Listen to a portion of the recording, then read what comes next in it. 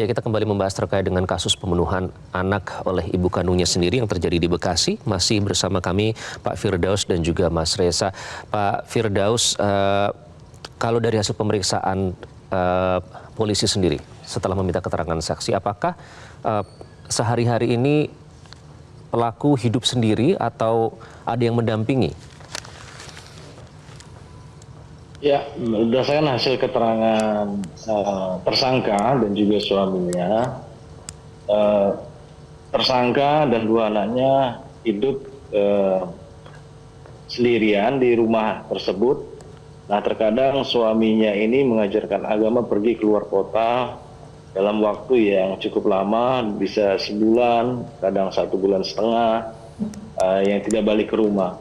Nah, ini terkadang ini jadi salah satu, pada saat saya interogasi tersangka, ini jadi salah satu faktor tersangka juga kecewa dan karena tersangka ini merasa tidak pernah ada rasa empati dari suaminya, tidak pernah ada perhatian mungkin, jadi ini salah satu faktor kekesalan tersangka pada saat dilakukan pemeriksaan.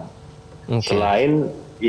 Selain tadi motif sementara itu adalah bisikan gaib untuk dia melakukan pembunuhan terhadap anaknya. Ada bisikan gaib. Iya, ada bisikan gaib. Cuma secara spesifik, mohon maaf, tidak bisa kami sampaikan karena ada mengandung unsur saranya. Terus kemudian kami juga sudah cek ke tetangga-tetangga sekitar rumah tersangka, yang mana juga tersangka tertutup, tidak pernah berinteraksi dengan tetangga-tetangga sekitar, dan juga suaminya kadang keluar kota mengajarkan ilmu agama kepada masyarakat yang di luar kota. Kemudian, nah ini yang jadi permasalahannya, suaminya ini mengajarkan ilmu agama yang menurut tersangka terlalu lama kembalinya ke rumah. Oke. Baik, Mas Reza, ada faktor bisikan gaib di situ berdasarkan kesaksian dari suami. Kemudian tinggal sendiri tanpa pengasuh, mengasuh 2 anak. Kemudian juga ada keanehan yang dirasakan oleh suami sejak 2 bulan terakhir. Nah, apakah faktor-faktor seperti ini yang pertama, apakah ada relevansinya dengan pola luka yang dialami oleh korban? Dalam hal ini 20 luka tusukan. Kemudian yang kedua, apakah ini bisa mempengaruhi hukuman yang dijatuhkan kepada pelaku di meja persidangan? Izin Mas Iqbal, pertanyaan saya kesampingkan. Saya justru ingin memberikan sorotan pada pernyataan Pak Firdaus tadi. Bahwa beliau sudah melakukan interogasi terhadap tersangka, dan tersangka menyampaikan kepada beliau bahwa tersangka merasa kecewa karena ditinggal oleh suaminya untuk waktu yang lama, lalu ada semacam pelampiasan sakit hati atau sejenisnya. Lantas pertanyaan saya, skizofrenianya di mana? Kalau tersangka bisa menceritakan hal yang sedemikian runtut, tentang sebab musabab, tentang perasaan hatinya, tentang apa yang harus dia lakukan ketika dia mengalami sebuah masalah sehingga mengalihkan amarah atau kebencian atau sakit hati atau apapun itu dari suami kepada anak, menurut saya itu bukan skizofrenia. Dia waras, dia rasional, bahkan mungkin dia punya kalkulasi atas perbuatannya. Karena itulah saya katakan sejak tadi bahwa tampaknya dalam kasus-kasus pidana kita harus sungguh-sungguh mendisiplinkan diri menggunakan kacamata forensik, bukan klinis. Saya menaruh rasa hormat terhadap teman-teman dari psikologi klinis. Tapi kalau kemudian mindset yang kita kedepankan adalah psikologi klinis, sadar tidak sadar, sengaja tidak sengaja, kita tanda petik memakan klaim dari tersangka, justru kita akan menyediakan pasal 44 ayat 1 sehingga tersangka bisa lolos dari jerat pidana. Jadi pemeriksaan kejiwaan itu bukan menjadi faktor utama, Pak? Bagaimana? Pemeriksaan kejiwaan itu jangan dijadikan pertimbangan utama, begitu Mas Reza? Selama ini dalam prakteknya itu yang saya ketahui. Jadi ketika seorang tersangka disimpulkan memiliki kelainan jiwa tertentu, maka teman-teman di kepolisian barangkali karena ingin proses penegakan hukumnya berlangsung secara cepat, sederhana, dan murah, lalu P3. Tapi kan akhirnya tidak teruji. Termasuk apa yang dikatakan oleh Pak Firdaus tadi, seandainya diajukan ke persidangan, kemudian diuji, dicek oleh hakim, justru boleh jadi hakim akan mengatakan, hei, di mana skizofrenianya? Justru ada indikasi-indikasi bahwa tersangka ini melancarkan aksinya dengan kesadaran. Dia punya kewarasan. Oleh karena itu, betapapun di tingkat kepolisian dia sudah dikatakan mengidap kelainan jiwa, tapi di ruang sidang menyimpulkan hal yang berbeda. Vonisnya pun boleh jadi tersangka akan dinyatakan bersalah. Harus bertanggung jawab atas pembunuhan yang sudah dia lakukan. Oke, baik Pak Firdaus, ini artinya hasil pemeriksaan klinis ini akan dimasukkan sebagai barang bukti yang dibawa ke meja persidangan nanti, atau ada faktor lain atau ada pertimbangan lain Pak Firdaus? Ya, itu hasil yang disimpulkan oleh tim psikologi klinis dari KPAD. Namun kita juga sudah minta bantuan atau dalam ini bersurat ke psikologi forensik. Kebetulan kemarin sudah hadir Pak Nael selaku Ketua Asipfor dan juga Mbak Lia untuk membantu kami dalam hal pemeriksaan psikologis forensik terhadap pelaku. Nah, ini lagi proses berlangsung dan hari ini juga masih dalam proses berlangsung. Ini masih butuh waktu untuk pemeriksaan psikologi forensiknya. Oke, masih butuh waktu, Mas Reza. Nah, apakah kasus ini pernah terjadi sebelumnya dari sepengalaman Anda atau dari hasil analisis Anda terkait dengan tadi yang poin pertama ya, siasat istilahnya itu berpura-pura sakit begitu, apakah ini pernah terjadi? Dalam salah satu kasus tipikor, tindak pidana korupsi, seorang terdakwa di hadapan majelis hakim mengeluh mengalami diare parah. Tapi kemudian di hadapan majelis hakim pula dia berbicara terpatah-patah. Tidak ada hubungan sama sekali antara keluhan atau diagnosis yang coba dia bangun dan dia coba yakinkan majelis hakim dengan gejala yang dia munculkan. Ini merupakan salah satu bentuk malingering, yaitu berupa false imputation. Sementara jenis lainnya adalah full malingering. Dia tidak sakit tapi berpura-pura bahwa dia betul-betul dalam keadaan sakit. Ada pula yang partial malingering. Dia sakit tetapi sakitnya itu relatif terkendali. Sakitnya itu tidak memungkinkan bagi dia untuk mendapatkan pasal 44 ayat 1 KUHP. Tapi dramatisasinya luar biasa. Dia perheboh penyampaiannya. Sampai-sampai ada, ya katakanlah, lembaga penegakan hukum atau personil penegakan hukum yang teryakinkan oleh partial malingering itu. Sehingga dia juga lolos dari jerat pidana. Ini yang sangat kita sayangkan. Bahwa keinginan kita untuk menaruh empati terhadap tersangka yang dianggap punya kelainan jiwa, justru berefek kontraproduktif bagi proses penegakan hukum itu sendiri. Kalau bagi saya, proses pemeriksaan psikologi atau juga barangkali dari disiplin yang terkait forensik lainnya, diupayakan untuk membantu agar proses hukumnya berjalan hingga tuntas. Sehingga kepastian, kemanfaatan, dan keadilannya itu terpenuhi secara paripurna.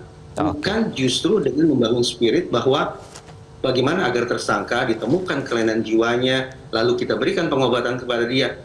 Pemenuhan hak-hak keadilan bagi korban lantas kita mau letakkan di mana? Oke, jadi psikologi hasil pemeriksaan psikologi klinis dan juga psikologi forensik yang nanti sepatutnya digunakan menjadi pertimbangan hakim di meja persidangan ya. Kita sekarang berbicara soal anak Pak Firdaus. Masih ada satu anak ya yang saat ini istilahnya juga menjadi korban karena tindakan dari sang ibu yang membunuh kakaknya ya dalam hal ini ya. Apa ya istilah penanganan terhadap anak ini gimana Pak Firdaus? Ya Mas Iqbal, perlu kami jelaskan bahwasannya penanganan terhadap anak yaitu adik korban, anak kedua dari tersangka. Penanganannya kami koordinasi dengan KPAD Kota Bekasi, yang mana anak tersebut sudah kami titipkan ke salah satu panti asuhan yang direkomendasikan oleh KPAD Kota Bekasi. Nah, saat ini di salah satu panti asuhan tersebut juga sudah dijenguk oleh ayah korban yang saat ini sudah di sana. Tadi sudah komunikasi dengan saya, alhamdulillah sudah ketemu ayah korban dengan anaknya di panti asuhan tersebut. Dan yang anak yang meninggal kemarin juga kami menginformasikan sudah dikebumikan oleh ayah korban di TPU Kranji, Kecamatan Bekasi Barat. Kemarin siang dikebumikan. Pak Firdaus, ini yang mungkin kita susah dapatkan aksesnya sebagai wartawan karena kompleks perumahan tersebut cukup tertutup ya karena perumahan elit. Kesaksian dari pihak tetangga bagaimana Pak tentang kehidupan sehari-hari keluarga ini? Iya, kami anggota juga sudah melakukan wawancara dan interogasi kepada beberapa tetangga yang mana memang tetangga dari rumah tersangka ini menerangkan bahwasannya kurangnya interaktif atau interaksi dari tersangka dan keluarganya ke tetangga-tetangganya. Demikian, Mas. Oke. Soal panti asuhan, Pak, apakah pelaku ini dan juga suaminya ini tidak memiliki keluarga lain sampai anaknya harus dititipkan di panti asuhan?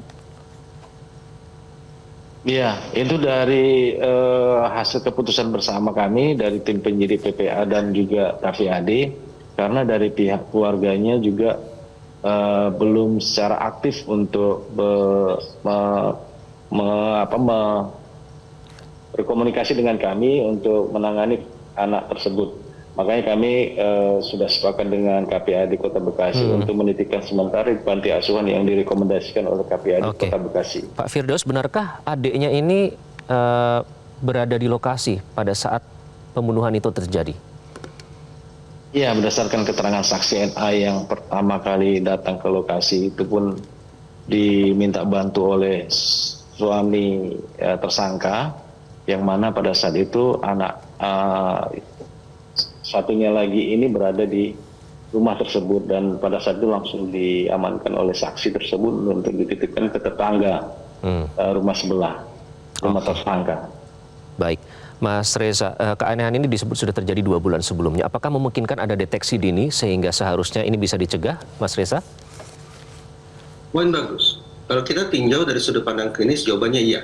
Semestinya bisa dilakukan deteksi dini, karena skizofrenia menurut saya secara umum tidak berlangsung secara tiba-tiba, kecuali sifatnya akut secara umum. Yang kedua, ada implikasi hukum. Berarti sekarang kita bergeser ke kacamata forensik lagi. Ketika dikatakan bahwa ada keluarga, suami misalnya, yang sudah mulai mendeteksi adanya kelainan-kelainan tertentu pada diri tersangka, mari kita buka pasal 491 KUHP. Pasal ini berbunyi kurang lebih, ketika ada seseorang yang sesungguhnya bertanggung jawab atau bertugas untuk menjaga orang yang memiliki kelainan jiwa, namun si penanggung jawab ini ternyata lalai, bahkan mungkin abai, sampai-sampai si pengidap kelainan jiwa tersebut melakukan tindakan kekerasan, pembunuhan misalnya, maka justru si penanggung jawab ini bisa dipidana dengan pasal 491 KUHP. Kenapa ini saya kemukakan? Karena terus terang, sebagai warga saya sudah merasa capek, sedih, sekaligus takut ketika menyimak berantai kasus-kasus pembunuhan yang kemudian tersangkanya disebut memiliki kelainan jiwa. Di samping kasus Bekasi ini, beberapa bulan lalu ada kasus serupa di salah satu pusat pertokoan di Jakarta Barat. Seorang konsumen, kalau saya tidak salah, yang tiba-tiba dibacok oleh seseorang, dan otoritas penegakan hukum menyebut si pelaku pembacokan pengidap skizofrenia. Kita mundur sekian tahun silam, sejumlah ulama diserang, disakiti, dianiaya, bahkan ada juga yang dihabisi. Dan para pelakunya lagi-lagi juga disebut punya kelainan jiwa. Tapi kasus hukumnya berhenti begitu saja. Itu sebabnya tadi saya katakan pasal 44 ayat 2 KUHP perlu kita buka. Dan sekarang pasal 491 KUHP juga harus kita buka. Teman-teman di kepolisian sungguh-sungguh saya semangati untuk mencari tahu. Ini para tersangka, para pelaku yang katakanlah memiliki skizofrenia atau lainnya, dicari mana keluarganya, siapa yang harus bertanggung jawab atas diri orang-orang yang maaf punya kelainan jiwa ini. Karena begitu mereka abai, apalagi ketika ya mereka sengaja lalai gitu ya, karena kalau lalai bisa diganti dengan kata sengaja, maka pihak yang bertanggung jawab ini seharusnya juga dimintai pertanggungjawabannya oleh otoritas kepolisian agar kasus-kasus serupa bisa kita tekan. Tidak menggantung begitu saja, yang lagi-lagi membuat kita bertanya, lantas cara kita memulihkan harkat, martabat, dan keadilan korban serta keluarganya akan seperti apa? Itu yang tidak. Kita tanya ke Pak Firdaus. Pak Firdaus, apakah ada kemungkinan penetapan tersangka lain dalam hal ini orang terdekat dengan pelaku misalnya? Ya, sampai saat ini kami belum temukan fakta-fakta lain selain tersangka, perbuatan tersangka. Karena saksi yang pertama kali datang dan melihat TKP, saksi NA mengatakan tidak ada orang lain selain tersangka dan 2 anaknya. Yang satu anaknya yang berusia 1 tahun 7 bulan dan satu anaknya yang berusia 5 tahun. Nah, demikian keterangannya Mas Iqbal. Jadi akan ada pihak mana lagi yang diwawancarai, Pak? Yang dimintai keterangan? Sementara dari pihak tetangga dari tersangka. Nanti kami akan melakukan panggilan untuk kami lakukan pemeriksaan. Oke, baik, kita nantikan perkembangan kasusnya ya, Mas Reza. Pak Firdaus, terima kasih. Mas Reza, terima kasih sudah bergabung dengan Metro Siang kali ini. Semoga kita nantikan perkembangan kasusnya dan memberikan keadilan bagi semuanya dan terutama memberikan manfaat bagi masyarakat. Terima kasih. Stand sekarang.